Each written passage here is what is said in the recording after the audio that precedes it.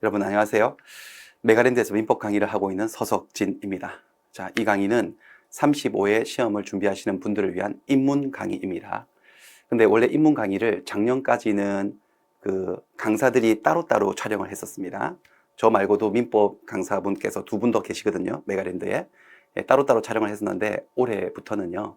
같이 협업을 해서 입문 강의를 같이 촬영을 하도록 되었습니다. 그래서 제가 맡은 파트가 있는데요. 저는 물권법을 맡았어요. 물권법의 입문 강의를 진행하도록 하겠습니다. 그래서 강의 주제는 물권과 채권을 비교하는 것으로 정했습니다.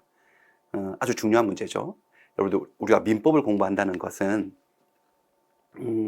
권리를 공부하는 거거든요. 개인과 개인 사이에 생겨나는 권리와 의무를 공부하는 거예요.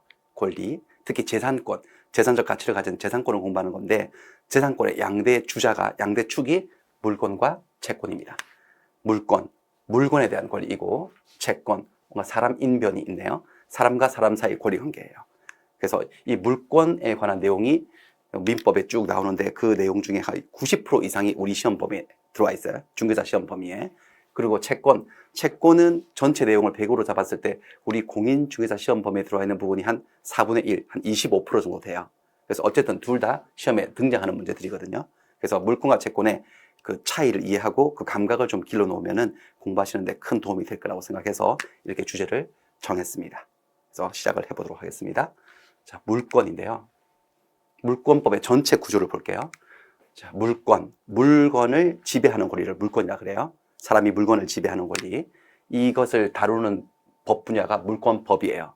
근데 물권법은 크게 두 파트로 나눠집니다. 물권 총론과 물권 강론. 이건 총괄적인 이론, 개별적인 이론이에요. 자, 물권 강론에서는 물권 8가지를 따로따로 배우게 됩니다. 우리 민법 전에 실려있는 물권이 정해져 있는 게 8가지가 있어요. 그 8가지 물권들을 따로따로 배우는 게 물권 강론이고 총론은 그 8가지 물권들의 공통적인 원리를 배우는 파트예요. 8가지 물권들을 한번 보여드릴게요. 순서대로, 조문 순서대로 첫 번째 점유권이에요.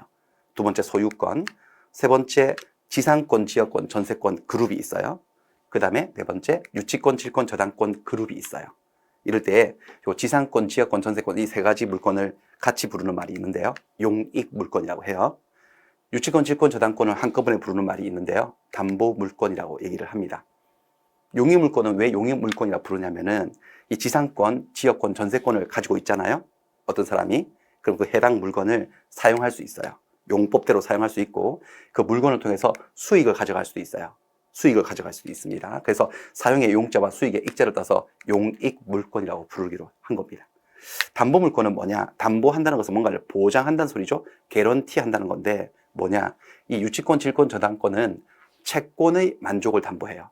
그러니까 이 3가지 권리는 채권하고 뗄래야 뗄 수 없는 개념이에요. 채권. 채권은 좀 복잡한 개념이지만 지금은 편하게 그냥 돈 받을 권리라고 편하게 생각하겠습니다. 돈 받을 게 있어. 채권이 있는데 딱 채권자가 채권만 가지고 있으면 돈을 못 받을 수도 있어요. 채권의 불만족이 일어날 수 있어요. 근데 채권자가 채권에 그치지 않고 유치권이 있거나 질권이 있거나 저당권을 가지고 있잖아요. 이런 물권을 가지고 있으면 확실하게 채권 만족을 볼 수 있어. 돈을 확실하게 받을 수 있다는 거죠. 안 떼이고. 채권의 만족을 보장해주고 담보해주는 물권이라 해서 담보 물권이라고 불러줍니다. 이렇게 8가지 물권들을 다루는 게 강론인데 우리 공인중개사 민법 시험 범위에는 질권은 제외됩니다. 질권. 왜냐하면 이 질권은 전당포로 생각하시면요. 요즘 전당포 잘 없죠. 전당포에서 우리가 뭔가를 돈을 빌릴 때 그냥 안 빌려주죠. 뭔가를 하나 잡혀놔야 되잖아. 그쵸? 그 잡혀놓는 게 이제 질로 잡혀놓는 건데 사람을 질로 잡혀두면 인질이라고 그러잖아. 사람 인자 인질. 근데 전당포에는 사람을 잡히는 게 아니고 물건을 잡히지. 그래서 물질인데 그 물건이 오로지 동산만 전당포에 갖다 줄 수 있거든요. 부동산은 안 돼요. 그러니까 전당포에서는 토지나 건물을 담보로 잡고 돈을 빌려주진 않아요.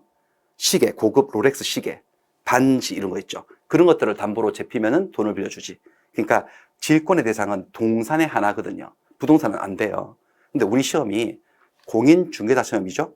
자, 부동산 거래를 중개하는 중개사들을 배출하는 그런 시험이지 않습니까? 그러니까 공인중개사의 업무하고 관련성이 없다라고 해서 이 질권 부분은 제외되어 있어요. 시험에 안 나와요. 안 나옵니다. 그래서 이렇게 8가지 물권들을 따로따로 배우는 것이 물권 강론이고 그 다음에 공통적 원리를 배우는 게 물권 총론이에요. 총론은 다시 두 파트로 나눠지는데 물권 총설과 물권의 변동 이론으로 이렇게 나눠집니다. 구체적인 내용들은 뭐 이런 것들이 나옵니다. 총설에서는 물권의 의, 물권이 무엇이냐, 물권의 객체, 종류, 효력 이런 것들. 물권의 변동론에서는 이런 내용들이 쭉 나와요. 근데 저기 입문 강의잖아요. 딱 2시간 진행할 거거든요. 딱 요거만 할 거예요. 물권 총설. 총설에서 아까 제목에서 말씀드렸죠. 물권하고 채권의 차이를 감각적으로 좀 그 감각을 길러드릴 거예요.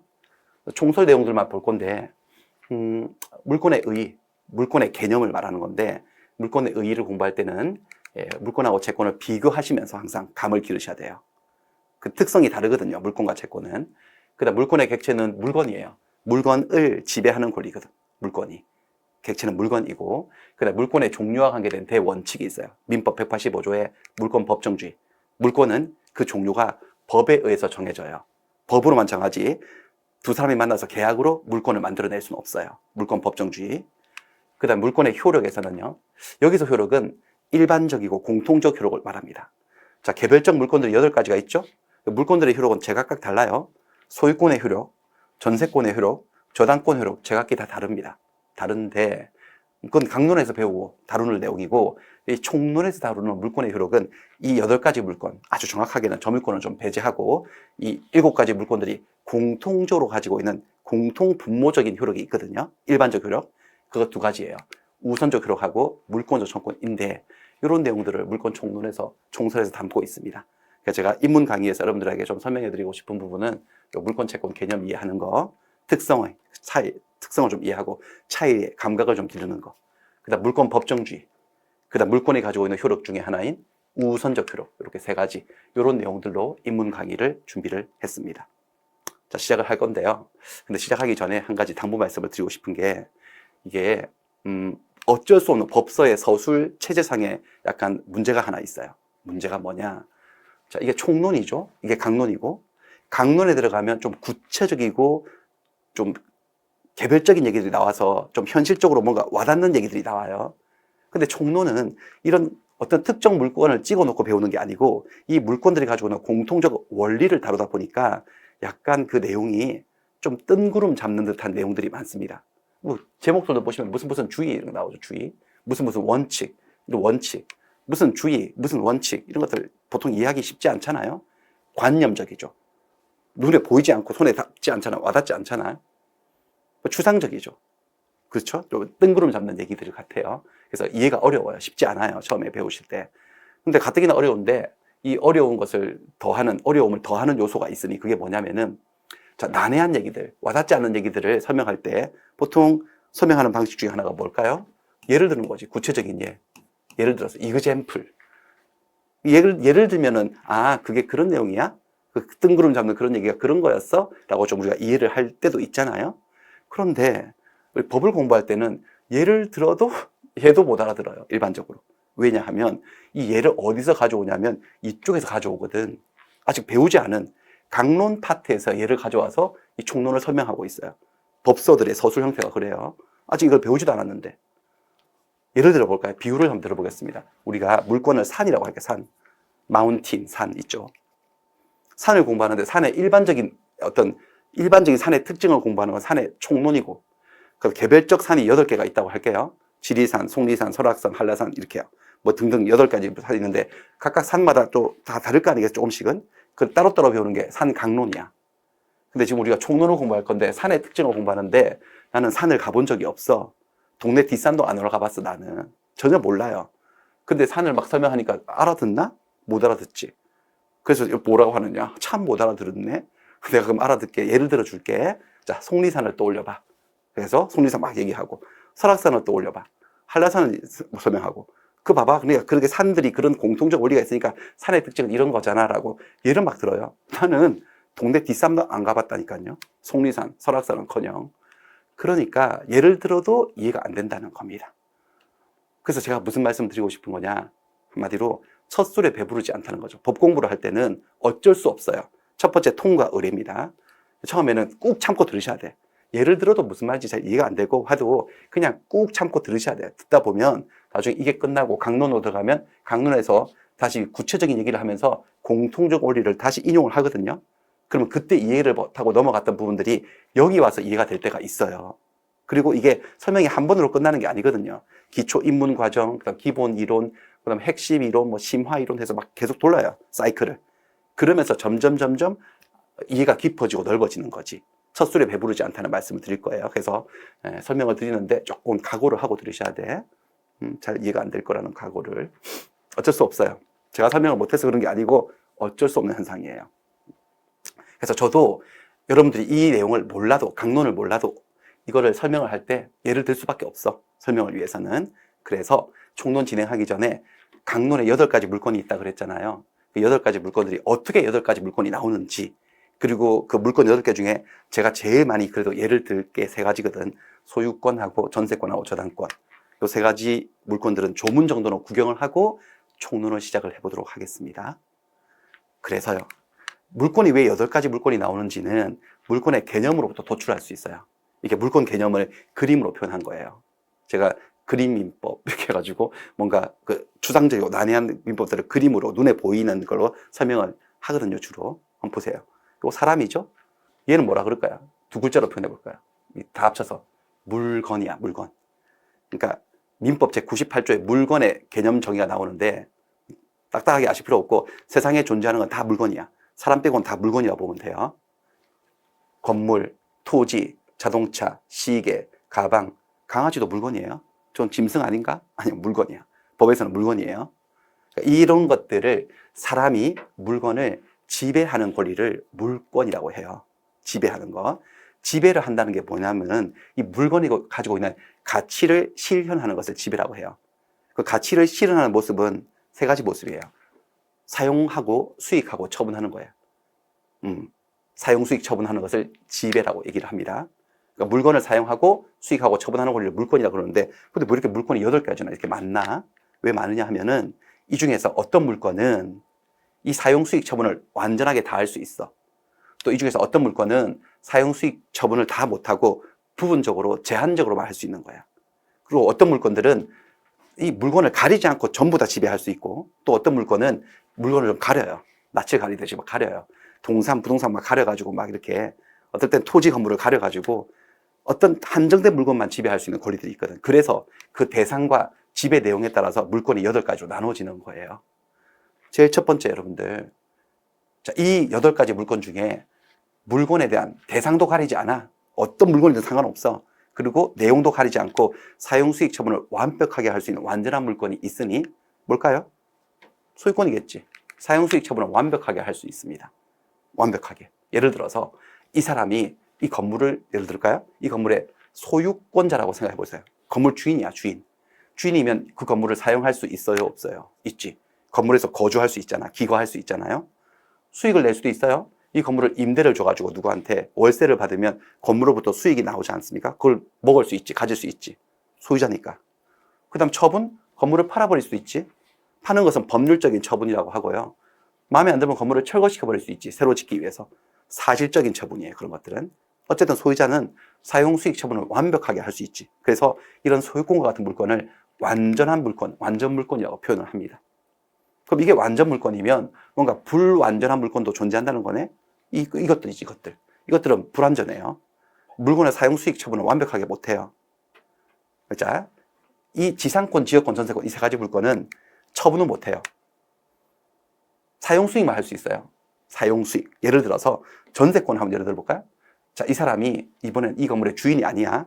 소유권이 있는 게 아니고 전세권이 있다고 상상해 보세요. 전세권을 나중에 자세하게 배우시게 되겠지만 어쨌든 대충 지금 감각적으로 전세권자라면 우리가 보통 말하는 세입자 아닙니까? 세입자.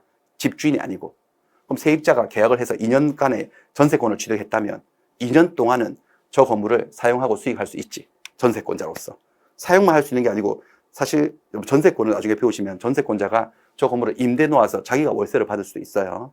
수익도 낼 수 있어. 하지만 전세권자가 자기 집이 아닌데 저거를 처분하면 안 되지. 처분할 수는 없고 사용과 수익만 할 수 있는 용익 물권이 있는 거지, 이렇게. 그게 전세권 말고도 지상권도 있고 지역권도 있어요. 조금씩은 다르긴 한데 대체적으로 저런 성향을 가지고 있는 권리들이죠. 이것들을 용익 물권이라고 얘기를 합니다. 또 이번에는 사용 수익은 못하면서요, 처분만 할 수 있는 물건이 있어요. 그것들을 담보 물건이라고 해요. 그러니까 이 물건들을 쓰지는 못해. 유치권자, 질권자, 저당권자는 물건을 쓰지를 못하는데 그 물건을 처분할 수 있지. 처분. 예컨대 저당권 한번 생각해 볼까요? 저당권도 본격적으로 배우셔야 되겠지만 지금 대충 감각적으로 이 사람이 저 건물에 저당권을 가지고 있다고 생각해 볼까요? 저당권이 있다면 아마도 거의 10중 8구 이 건물 주인이 있다고 볼 때 건물 주인을 갑이라고 할게요. 갑. 이 사람 이름을 을이라고 할게요. 을이 갑에게 돈을 빌려준 거야. 돈을. 그래서 돈을 1억 빌려줬어요. 1억 원을 돌려받을 채권이라 그래요. 채권. 이 채권의 만족을 담보, 보장, 개런티하기 위해서 이 건물에 저당권을 가지고 있는 거예요. 저당권을 취득하려면 저당권 설정 계약을 하고 등기소 가서 등기를 마치면 돼요. 그럼 저 건물에 이 저당권을 가지게 돼요. 그럼 이 저당권자는 전세권자처럼 저 건물을 넘겨받아서 이 건물을 사용하고 수익할까? 아니지. 저당권자는 저당물을 사용하지 못해요. 수익도 못해요. 자기가 임대를 놓을 수도 없어요. 소유자가 여전히 사용하고 소유자가 임대를 놓는 거지. 저당이 잡혀도. 다만 저당권자는 나중에 뭘 할 수 있을까요? 처분할 수 있어요. 갑이 빌린 돈을 안 갚아요. 채무자가 채무를 이행하지 않아. 채무불이행. 돈을 안 갚으면은 이 을이 저당권의 힘을 행사를 해요. 저당권의 힘은 처분의 힘이거든. 처분은 뭘로 처분할까요? 경매. 경매 신청해버려요. 법원에다가. 그래서 소송도 없이 바로 경매 신청 들어갈 수 있어. 저당권자라면. 그러면 경매가 돼가지고 이게 팔려버리거든. 이게 한 3억으로 팔렸다 칠까요? 3억에 팔렸으면 갑이 을에게 빌린 돈 1억 원을 못 갚아서 경매를 당할 지경이면 을 말고도 다른 빚쟁이들이 더 있겠지. A, B, C, D, E, F, G. 빚쟁이들이 쭉 줄을 섰어. 그럴 때 이제 저당권의 위력이 발휘돼요. 저게 3억에 팔았을 때 다른 채권자들보다 이 저당권, 저 건물에 저당권을 가지고 있었던 사람은 우선 변제를 받을 수 있어요. 이 채권의 우선 변제. 이게 포인트예요. 우선 변제. 그러니까 A, B, C, D, E, F, G 잠깐 대기해. 니들은 대기하고 나부터 먼저 1억 원을 배당받는 거지. 그리고 나머지 돈 가지고 다른 채권자들이 나눠 먹기를 하는 거예요. 그러니까 이런 저당권을 가지고 있으면 돈을 확실하게 받을 수 있지. 돈이 떼일 염려가 없죠. 채권의 만족을 담보 보장해주는 물건이라 해서 담보물건이라고 하고요. 저당권이 그 대표적인 예가 되겠습니다. 되셨죠? 그렇게 해서 보시면은 그러니까 이런 거네. 좀 지우고 할게요. 그러니까 소유권은 완전한 물건인 반면에 용익물건하고 담보물건은 완전하진 않네. 그래서 얘들 뭐라 하느냐? 제한물건이라고 해요. 제한적인 물건이에요. 사용수익 처분은 완벽하게 못 하잖아요. 건물의 가치를, 아니, 물건의 가치를 제한적으로만 지배하는 제한물건이라고 해요. 그런 의미에서 제한물건이라고도 하고 또 이것들이 만들어지는 과정 자체가 소유권의 힘을, 권능을 제한하면서 설정되는 권리가 주로 설정되거든요. 그래서 제한물건이라고도 불러줘요. 그래서 이렇게 물건들이 있고 쭉 언급을 했는데 아직까지 제 입에서 한 번도 언급되지 않은 권리가 있죠? 점유권. 얘는 좀 냅둬야 돼. 내버려둬야 돼. 얘 건드리지 마요. 얘 성격 더러워요. 그래서 얘는 냅두고 선을 그어보면은 총 8가지 물건 중에서 이 아래쪽에 7가지 물건이 있죠. 소유권, 용의물권 3개, 담보물권 3개, 총 7개 물건을 합쳐서 본권이라 그래요. 본권. 본권은 물건에 대한 지배를 정당화시켜주는 권리. 이렇게 개념 정의를 하는데 뭐 들어도 무슨 말인지 모르실 거예요. 지금 넘어가요. 본권이라 하고 점유권은 적어도 본권은 아닌 거지. 점유권은 뭐냐? 공부하기가 되게 힘든데요. 일단 소유권하고 점유권은 다르죠. 다른 권리니까 다르게 규정되어 있겠지. 점유하고 소유가 다른 거예요. 소유라고 하는 것은 내 것이다. 소유격 있죠. mine, it's mine. 그게 소유이고 점유는 그게 아니고요. 네 건지 내 건지는 관심 없고 내가 가지고 있는 것을 점유라고 해요. 내 수중에 있는 것을 점유라고 얘기를 하는 거지. 그러니까 예를 들어서 이거 제가 지금 들고 있잖아요. 제가 지금 소유하고 있는 거야, 점유하고 있는 거야. 이게 점유예요. 눈에 보이시죠? 점유하고 있는 거예요. 이 리모컨에 이것도 펜도 점유하고 있어요. 근데 제 거 아니거든요. 이건 메가랜드 거예요. 메가랜드가 소유권을 가지고 있는 물건인데 제가 점유를 하고 있으면 저한테 소유권은 없지만 점유권은 주어져요. 점유와 소유는 다른 거예요. 심지어 이 점유권은 도둑에게도 주어져요. 제가 이거 슬쩍 집에 가져가요. 오늘 여기 촬영 끝내고 여기다 반납 안 하고 가져가. 리모컨 마음에 들었나 봐. 가져가면 제가 훔친 거잖아. 절도. 제가 소유권을 취득 못하지. 훔쳐서는 소유권 취득 못하지만 어쨌든 제 수중에 들어와 있는 이상 저는 점유권자예요. 도둑에게도 점유권은 인정돼요. 그래서 점유권은 도대체 뭐지? 무슨 권리가 도둑에게도 주어지냐? 라고 생각할 수 있는데 그래서 점유권을 처음에 배우시면 되게 힘들어요. 못 알아들어요. 그런데 자꾸 하시다 보면 더 못 알아들어요. 더 점점 더 어려워져. 저 이상한 권리예요. 약간 농담입니다. 이해하실 수 있을 거예요. 아무튼 그렇습니다. 이렇게 해서 이렇게 물권들이 있어요. 이런 물권들을 따로따로 배우는 파트가 이제 강론이라는 거지. 그래서 이렇게 8가지 물권들이 있어요. 그래서 제가 얘를 제일 많이 들 권리, 8가지 물권이 이렇게 도출이 되고, 얘를 제일 많이 들 권리가 3가지가 뭐냐. 소유권, 완전 물권 하나, 그 다음에 용의 물권에서 1명 나와라. 전세권. 담보 물권에서 1명 나와.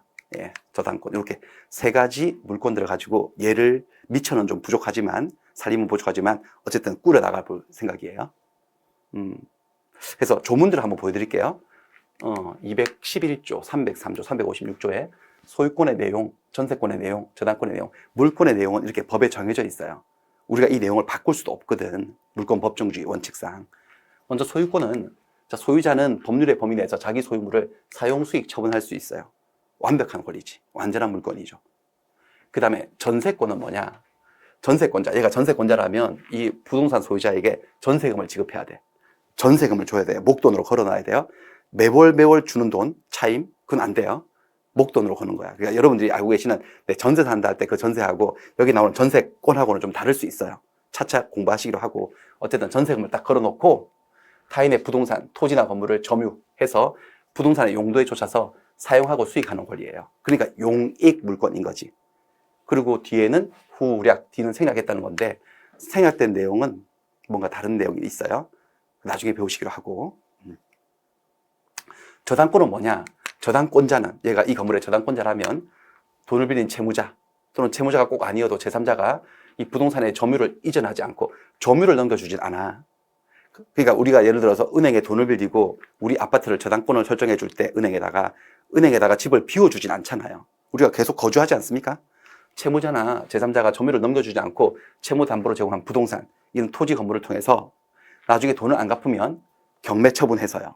경매시켜가지고 돈으로 바꿔가지고 다른 채권자들보다 자기 채권에 우선 변제를 받아가는 권리. 이게 저당권이 되겠습니다. 이 3가지 물권들을 가지고 좀 부족하지만 총론 내용을 이해를 해보도록 할 거예요. 그래서 첫 번째 출발은 물권과 채권의 비교예요. 비교. 오늘의 주제죠, 바로. 물권의 의의와 물권의 독특한 특별한 성질, 채권하고 비교하면서 한번 보겠습니다. 비교할 항목은 의의, 객체, 효력, 배타성, 종류, 내용 등이에요. 제일 먼저 물권의 의의.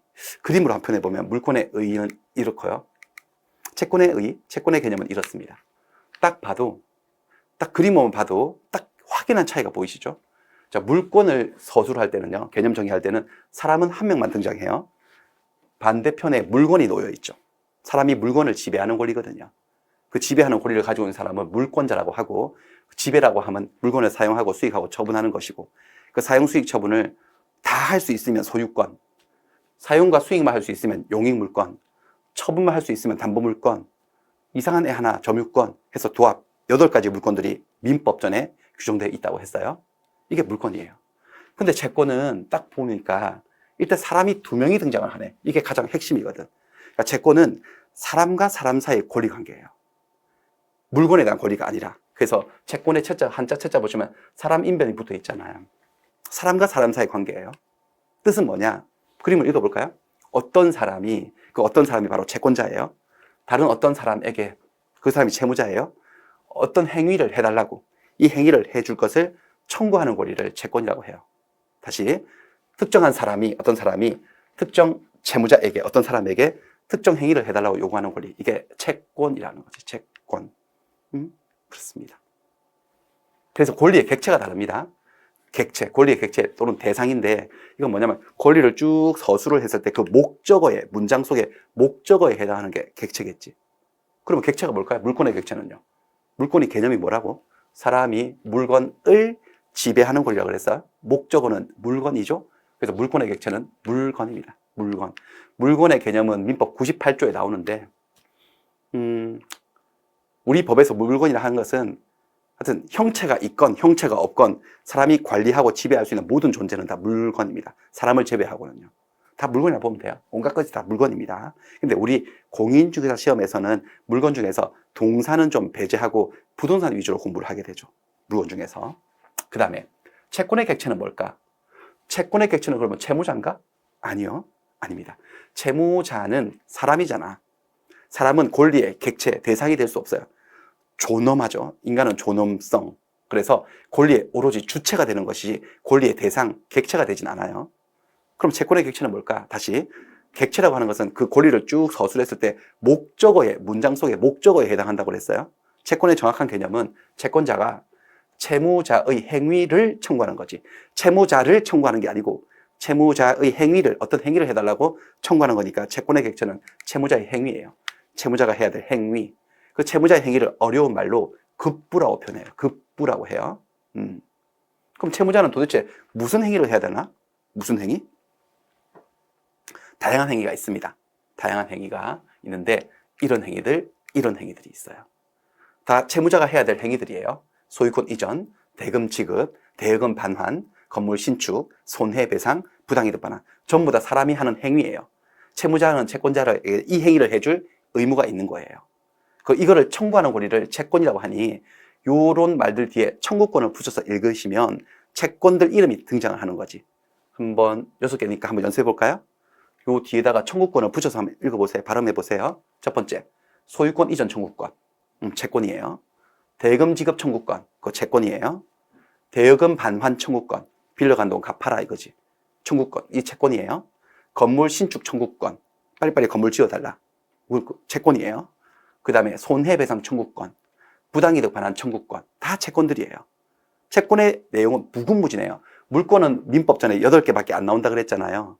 그렇지만 채권의 내용은 무궁무진합니다. 땡땡땡 더 있어. 여기도 땡땡땡 더 있고요. 더 있어요. 더 있는데 제가 몇 가지 샘플만 가져온 건데, 근데 제가 파란색하고 빨간색으로 색깔을 좀 구별한 게 있어요. 어떻게 구별되는 거냐? 구별 기준은 뭐냐면은 이런 채권들은 약정 채권으로 불러요. 부를 때 이런 채권은 법정 채권으로 불러요. 뭐냐? 채권이 발생하는 원인, 메커니즘이 달라요. 채권은 어떻게 발생하냐면, 채권이 발생하는 원인이 두 사람이 만나가지고 뭔가 계약을 하면요. 계약을 하면 이 계약을 통해서 채권이 발생을 합니다.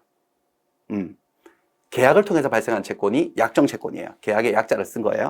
계약으로 정해진 채권, 이 소리예요.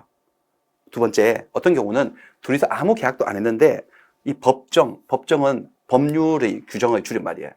법률의 규정을 줄여가지고 법자, 정자 따서 법정이라 그래요. 계약을 안 했는데도 법에 의해서 생기는 채권을 법정 채권이라고 해요. 먼저 약정 채권부터 먼저 한번 보여드릴게요. 이거요. 매매 계약이에요. 민법 563조 매매계약의 의, 568조 매매계약의 효력이 나와요. 자, 매매는 계약인데요. 보통 우리가 매매 많이 들어보셨죠? 매매가 뭡니까? 라고 하면은 사고 파는 거예요. 이렇게 말하지만 맞는 말이죠. 지금으로서는 최선의 대답이고 맞는 말이지만 이제 법을 배우시는 입장이니까 FM대로 정확하게 개념을 이해하시는 게 좋습니다. 매매는 계약이에요. 두 사람이 만나서 하는 계약인데 어떤 계약이냐? 어떻게 합의를 보는 거냐? 이름을 좀 달게요. 갑이고 을이라고 할 때 갑이 이 건물의 소유권을 가지고 있어요. 이 건물 주인이에요. 둘이서 만나서 어떻게 합의를 받느냐? 갑은 나는 너한테 이 건물의 소유권을 이전해 줄게 라고 약속하고, 너 소유권 나한테 넘겨주면 나한테 대금으로, 매매 대금으로 1억 줄게. 괜찮냐? 그러니까 오케이. 그래서 합의를 딱 본 거야. 그게 바로 매매 계약이야. 이럴 때 소유권 이전을 약속한 이 사람을 매도인이라고 하고요. 대금 지급을 약속한 이 사람을 매수인이라고 얘기를 하는 거예요. 한번 볼까요? 그렇게 돼 있는지.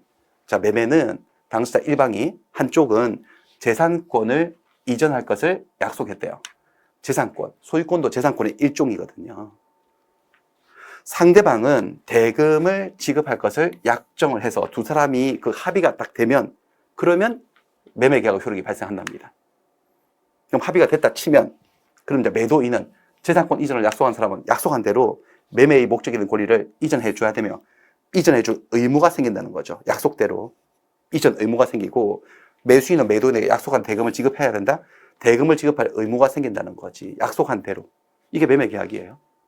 그러니까 이렇게 계약을 했으니, 색깔을 하나 좀 써볼까요? 계약을 했으니까 갑은 소유권 이전을 약속했죠. 그럼 소유권을 이전해 줄 의무가 생기지. 갑은 을에게. 얘는 대금 1억 원을 주겠다고 약속했으니까 대금을 지급할 의무가 생기는 거예요. 지급 의무가 생겨요. 자, 권리와 의무는 동전의 앞뒷면이야. 그러니까 내 입장에서 권리인 것은 상대방 입장에서 의무이고, 내 입장에서 의무인 것은 상대방 입장에서 권리인 거죠. 그러니까 이것을 의무라고 표현되어 있지만 여기는 권리로 표현해 볼까요? 그러니까 이 매수인은 저 매도인에게 당신 나한테 소유권 이전을 약속하셨죠? 그러면 소유권 이전해 주세요. 그 약속을 지키세요. 소유권 이전 행위를 청구하는 권리를 가지게 되죠. 소유권 이전 청구권. 자, 그게 채권인 걸 이해하셔야 돼요. 채권. 자, 특정 채권자가 어떤 사람이 매수인이 매도인에게 당신이 약속한 행위, 소유권 이전 행위를 청구하는 권리가 채권이죠. 그럼 매도인도 매수인에게 채권이 생겨요.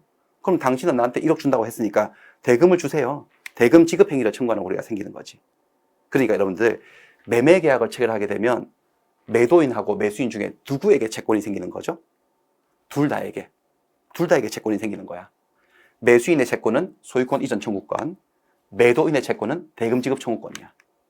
그럼 똑같은 질문인데 누구에게 채무가 생기는 걸까요? 자, 권리와 의무는 동전의 앞뒷면이야. 누구에게 채권이 생기나요? 둘 다에게 생겨요. 이 질문이나 누구에게 채무가 생기나요? 이 질문이랑 똑같은 질문이야, 본질적으로. 그럼 정답은 뭘까요? 둘 다에게. 얘한테는 어떤 채무? 소유권을 이전해줄 채무. 얘한테는 어떤 채무? 대금을 지급할 채무가 생기는 거지.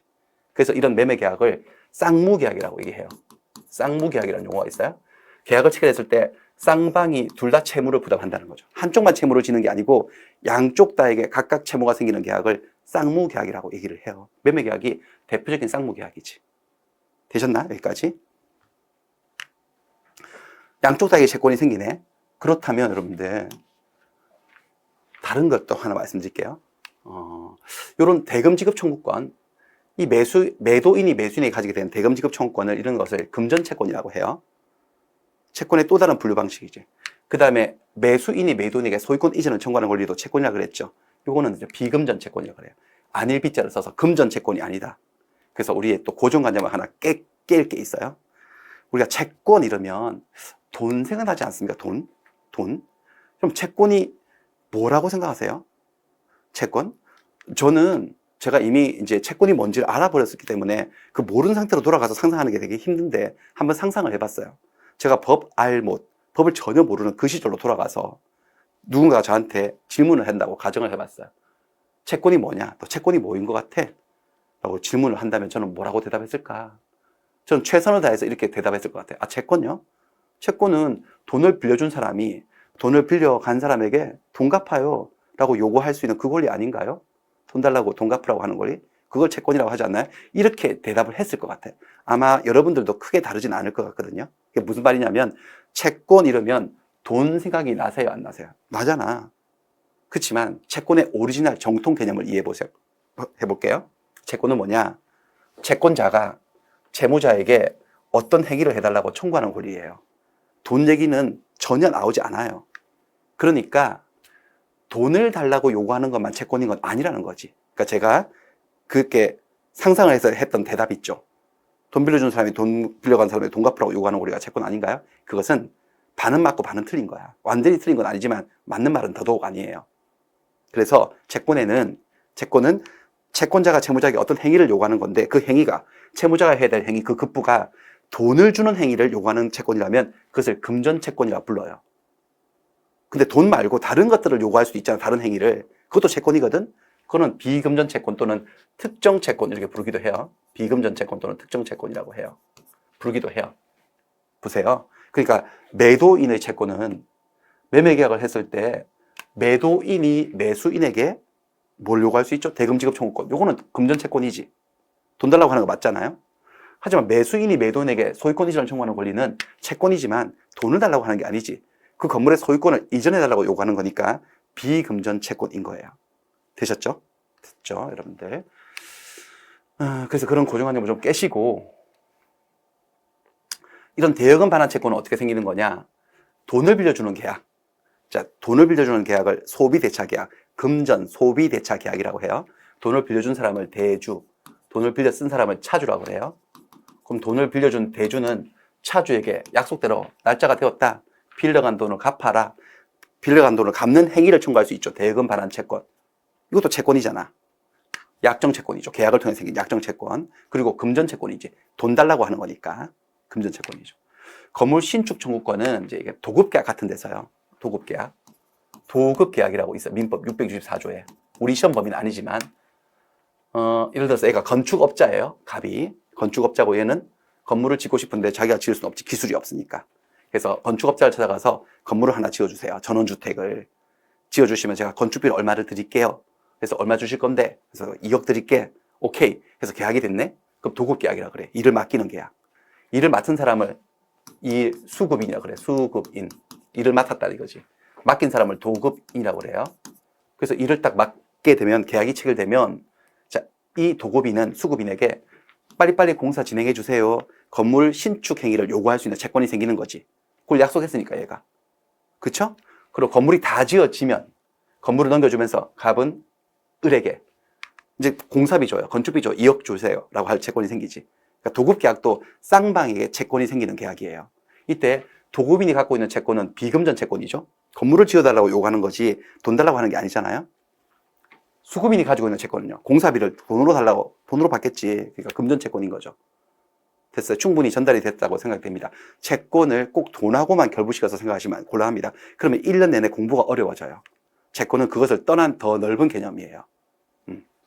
됐어요? 여기까지는 약정 채권을 보여드렸고, 그 다음에 법정 채권 한번 볼게요. 계약을 안 했는데도 채권이 생길 때가 있어요. 법률의 규정에 의해서. 예를 들면 교통사고를 한번 예를 들어 보겠습니다. 교통사고.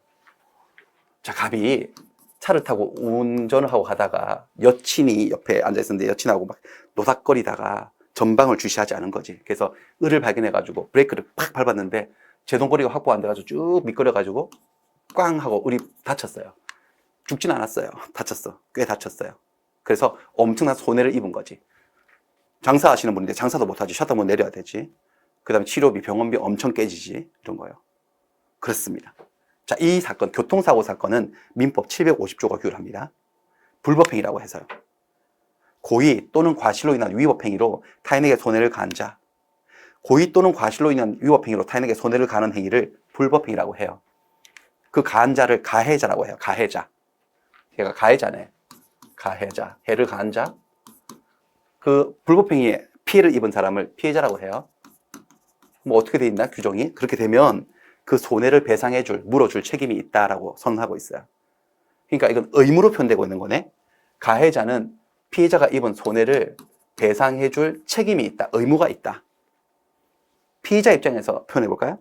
피해자는 가해자에게 손해배상을 청구할 권리가 생긴다는 거죠. 손해배상 청구권이 생기는 거예요. 그러니까 이 손해배상 청구권은 가만히 생각해 보면 둘이서 계약을 통해서 생긴 채권이 아니잖아요. 너 내 앞에 차에 이렇게 있다가 내 차에 탁 받쳐라. 받치면 내가 얼마 줄게. 이렇게 계약을 한 게 아니고 그냥 사고가 난 거지. 그러면 이제 그들이 계약을 하지 않아도 법률의 규정 750조에서 채권 채무가 발생하는 거지.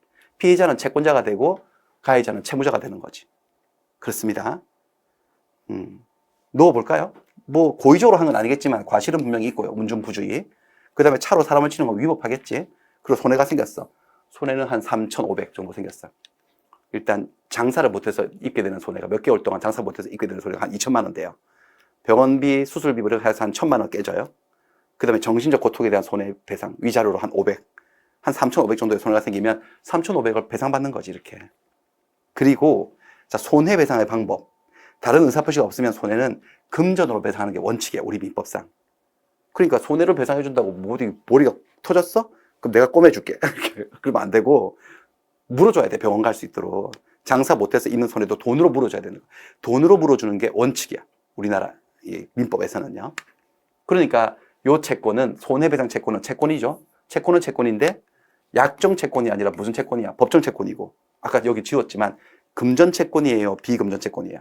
돈으로 받는 거예요. 돈 달라고 요구하는 거지. 금전 채권이 원칙인 거예요. 되셨죠? 그래서 채권 개념을 이렇게 좀 감각을 좀 익혀두시고 계속 진행하겠습니다. 그 다음에 물권과 채권의 각각의 효력을 좀 볼 건데요. 효력. 권리가 달라서 효력도 달라요. 일단 근본적으로 다른 게 뭐냐면은 물권은 절대적이고 대세적인 권리예요. 그러니까 이 물권은 특정 어떤 누군가에 대해서, 사람에 대해서 뭔가를 행사하는 권리가 아니지 않습니까?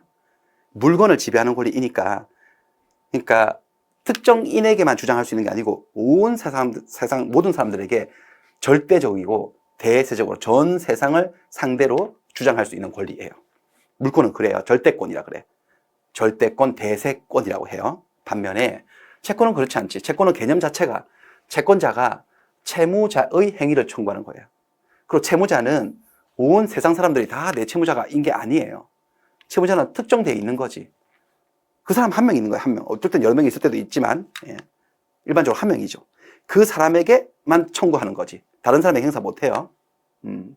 예를 들어서 소유권 이전 청구권은 누가 누구에게 행사하는 거죠? 매수인이 매도인에게, 나랑 계약한 매도인에게 소유권 이전을 청구하는 것이지 아무한테나 청구를 못 하지. 대금지급 청구권은요, 누가? 매도인이 매수인에게만 대금지급을 청구하는 권리입니다. 매수인이 돈이 없다고 매수인이 형을 찾아가서 돈 달라고? 못 하는 거지. 행사 못 해요. 그 아버지를 찾아가서 돈 달라고? 안 돼요. 채권은 대인적, 그 채무자를 상대로만 행사를 할 수 있는 대인적 권리, 상대적 권리에 불과하거든요. 손해배상 청구권, 피해자, 교통사고에 피해를 입은 피해자는 나를 차로 친 그 사람, 가해자에게만 손해배상을 청구하는 권리인데, 가해자는 돈이 없어. 근데 가해자의 아빠가 뭐 엄청 돈이 많다네? 그 아빠를 찾아가서 손해배상 해달라? 안 될 거지. 권리, 그런 권리는 생기지 않거든요. 그렇습니다. 특정 채무자에만 행사할 수 있는 상대적 권리예요. 이 부분을 조금 설명을 조금 더 하기 위해서 또 예를 좀 더 가져오겠습니다. 보세요. 자, 계약을 했어요. 갑이 이 건물의 소유자거든. 소유권이라는 권리를 갖고 있는데 매매 계약을 했다고. 매매 계약. 얘는 소유권 이전을 약속했고 얘는 대금 지급을 약속했어. 1억 주기로 했는데 합의가 된 거지. 그럼 계약이 체결되었으니까 이게 소유권이 이렇게 넘어가느냐? 아니에요. 자, 나중에 차차 배우시겠지만 우리나라에서는 이렇게 계약을 맺었잖아요. 계약만 가지고 온 소유권자가 바뀌진 않아요. 이 계약서를 들고 등기소로 가야 돼요. 등기소를 가서 저 등기부에, 건물 등기부에 을 이름으로 바꿔야 돼. 갑의 이름 밑에 을의 이름을 기록해야 돼요. 그래서 등기가 되어야지만 소유권이 이전됩니다. 이렇게 넘어옵니다.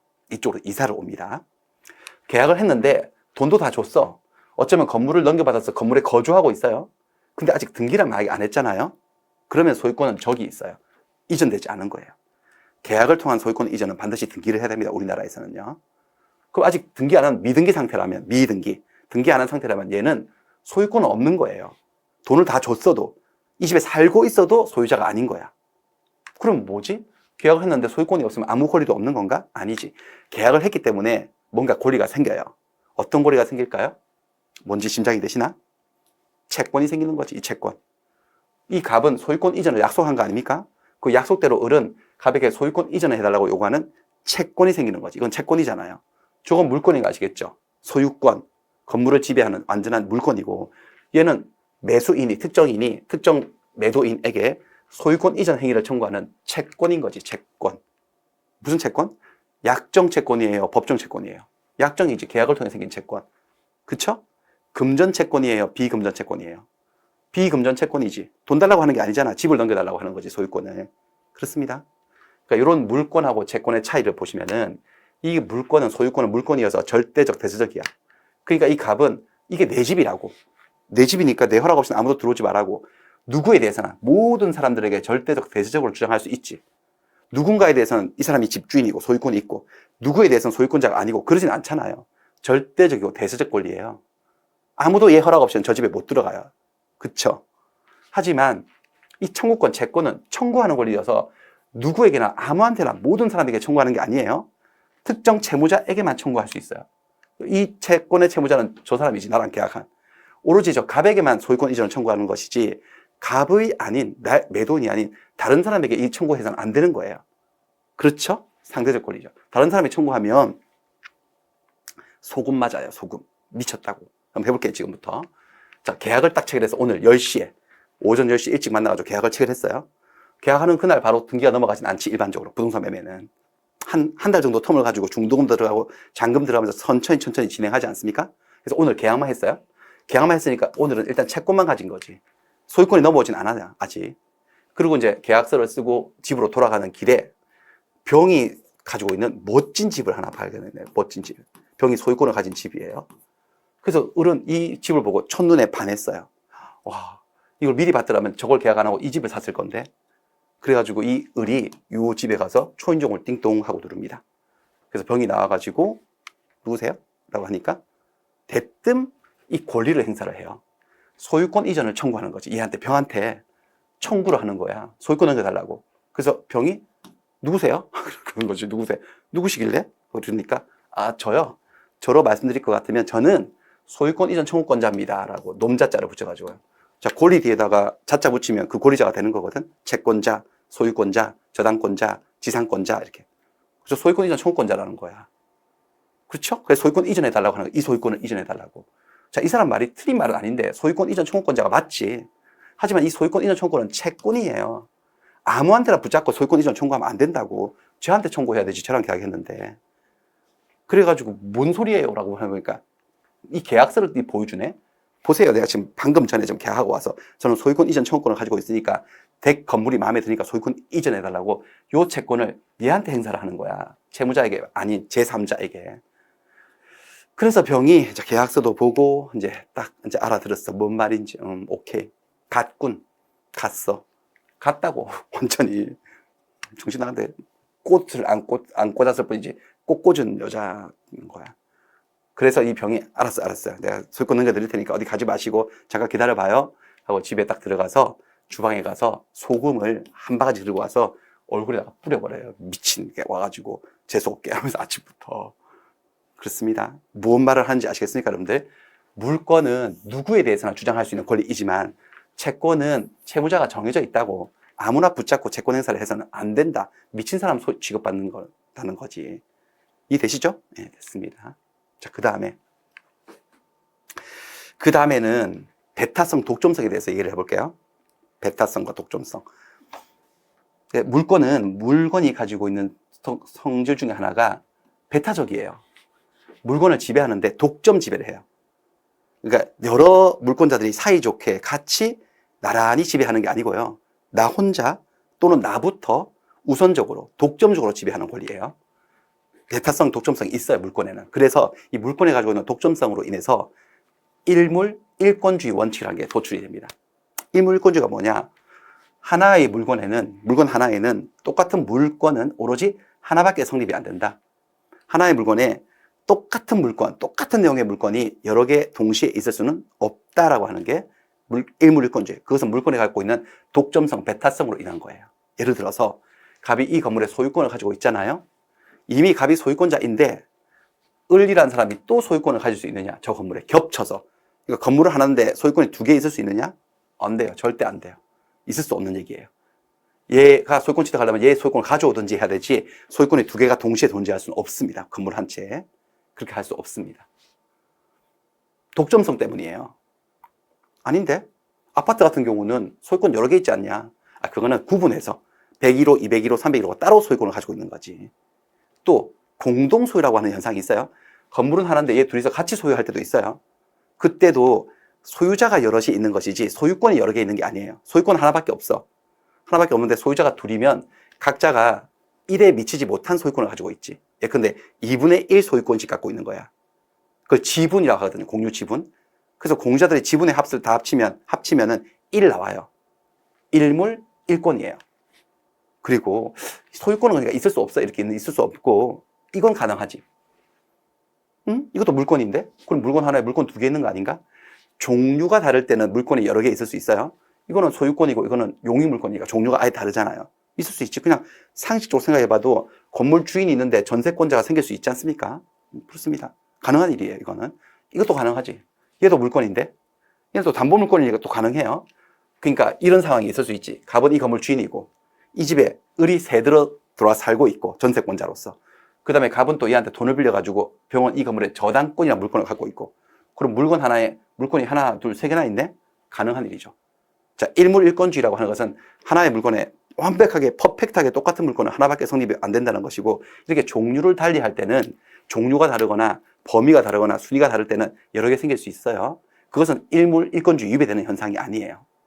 그런데 이렇게 여러 개의 물건들이 있을 때에도 물건들이 가지고 있는 독점성, 배타성으로 인해서 물건들 상호 간에는 우선적 효력이라고 하는 게 발생을 합니다.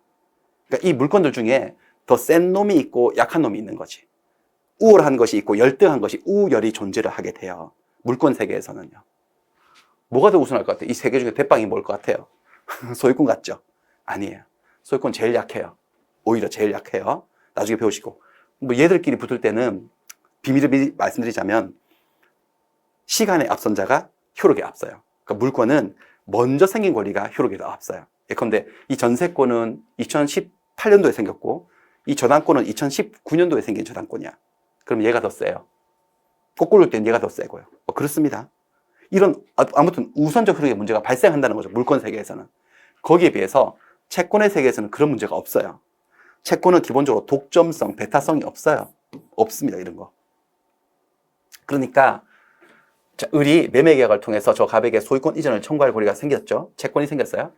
그럼 이 채권이 독점성이 만약에 있다면 이렇게 되는 거지. 세상 사람들아, 내가 갑이랑 계약해서 저 갑에게 소유권을 넘겨달라고 청구할 채권을 취득하게 되었으니까 이제 너희들은 꿈도 꾸지 마라.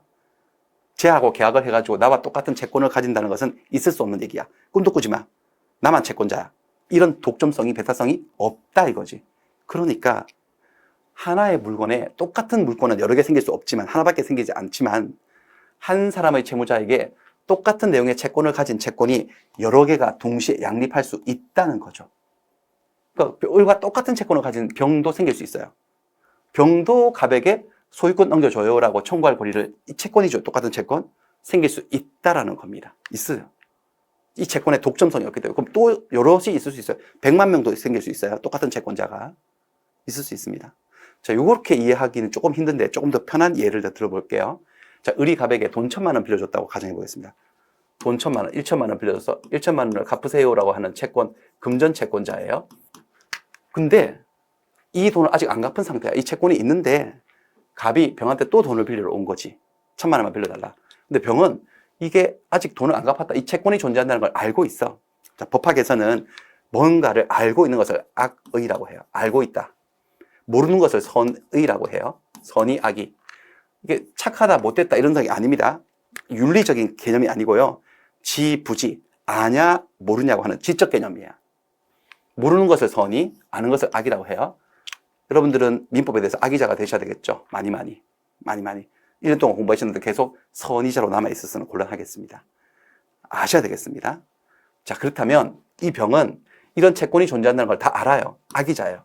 알아도 제가 급해서 사정하고 돈을 빌려달라고 그러면 돈 1,000만 원을 빌려줄 수 있지. 그럼 똑같이 이 병도 저 을과 똑같은 1,000만 원의 채권이 생겨요, 안 생겨요? 생기죠. 돈 받을 권리가. 그러니까 이 채권의 독점성이 없기 때문에 똑같은 채권이 또 생길 수 있다는 거니까 다 알아도. 그럼 이 논리를 여기다 연장시켜 볼게요. 이게 채권이기 때문에 이런 채권이 있다는 것을 내가 다 알아도 채권 생길 수 있어요. 채권이 생길 수 있어요. 어떻게 하면 생길까? 쟤랑 똑같은 짓을 하면 돼. 계약을 하면 되지. 계약. 매매 계약을 또 하면 돼요. 아니, 이미 매매를 했는데? 자, 이게 바로 이중매매라는 거예요. 부동산의 이중매매. 부동산의 이중매매. 제1매매, 제2매매죠. 이렇게. 부동산을 매매했는데 아직 제1매수인이 등기를 하지 않았잖아. 소유권이 넘어가지 않은 것을 기화로 틈타서 두 번째 매매 계약이 체결되는 거예요. 두 번째 매수인이 돈을 좀 더 준다고 했겠지. 그래서 매도인이 매수인을 배신하고 두 번째 매매 계약을 체결하는 거예요. 자, 이럴 때 이런 매매 계약을 하면 이런 채권이 생긴다는 거예요. 선악을 불문하고 똑같은 원리입니다. 그러니까 이 병은 이 계약을 할 당시에 이미 매매 계약되어 있다는 사실을 몰랐거나 알았거나 상관없습니다. 알았어도 채권이 생긴다는 거죠. 채권이 생기는 겁니다. 채권의 독점성이 없기 때문에. 채권이 생긴다는 말은 이 매매 계약이 유효하다는 거예요.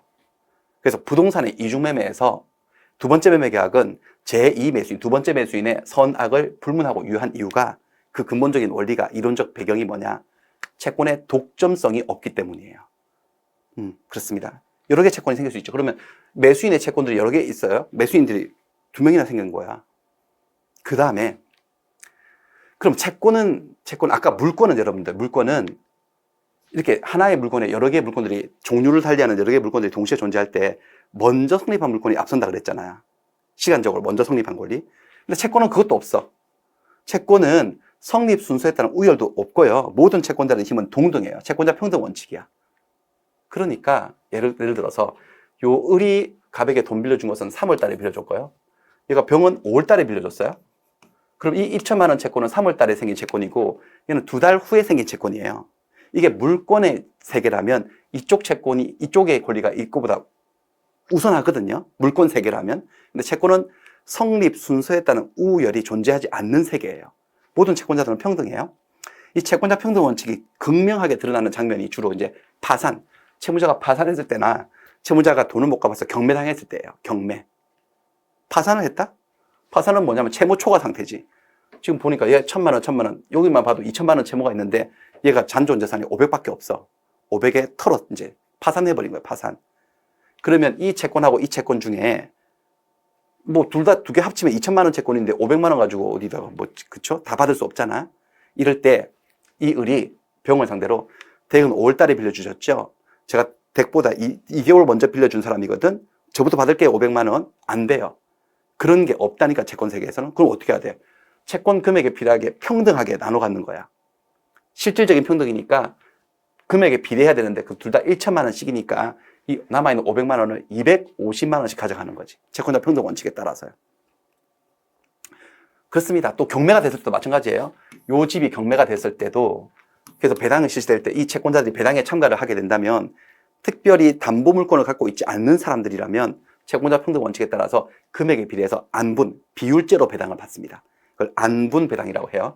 법에서는 비율을 안분이라고 표현합니다. 안분. 그렇습니다. 그래서 지금 여기도 다시 이쪽으로 돌아오면은 이게 지금 3월 달에 계약을 했고 이건 5월 달에 계약을 했으면 요 을의 소유권 이전 청구권 이 채권이 병의 채권보다 2달 먼저 생겼잖아. 먼저 생겼다고 얘가 먼저 소유권 이전받는다 보장이 없다니까요. 평등해요. 그래서 채권자 평등 원칙에 따라서 선행주의라고 하는 게 있어요. 선행주의가 뭐냐? 먼저 한 사람이 임자라는 거죠. 채권 행사를 먼저 해서 먼저 채무 이행을 받아낸 쪽이 채권 만족을 본다는 거예요. 그래서 보통 이중매매 같은 경우는 두 번째 매수인이 먼저 등기를 해버리는 사건이거든요. 조금 지울게요. 복잡하죠?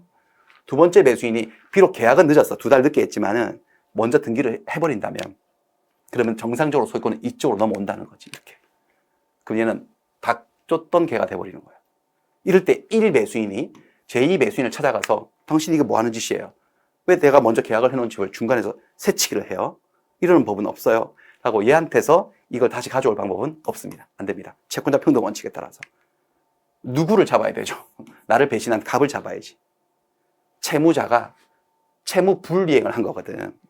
채권자를 배신하고 두 번째 매수인에게 소유권 넘겨줘가지고 채무 이행을 불가능하게 만들었으니까 나중에 배우시겠지만 을은 채무 불이행 책임을 물어서 갑에게 매매 계약을 해지하겠다고 할 수 있어요. 해제. 계약을 엎어버리고 원상회복을 청구할 수 있어요. 나한테 받았던 계약금 준도금을 다 돌려달라고 돌려받을 수 있고 그것으로 해결되지 않는 손해가 생기죠.